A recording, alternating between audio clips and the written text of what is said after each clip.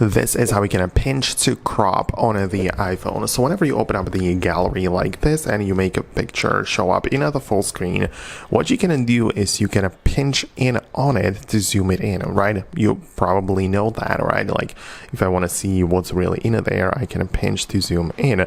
But right now, in the top right corner of the display, the crop button appeared.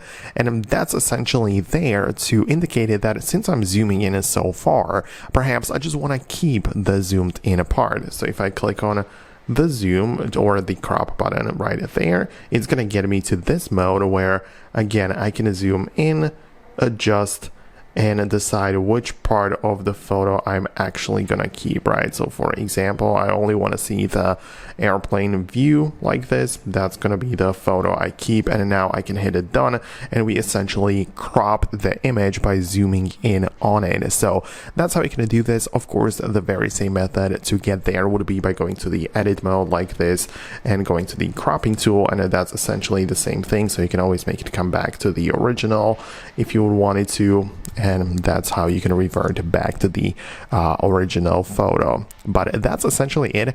Let me know if there is something else which you are looking for. Hit the thumbs up if the video has helped you out, and I'll see you later in future uploads.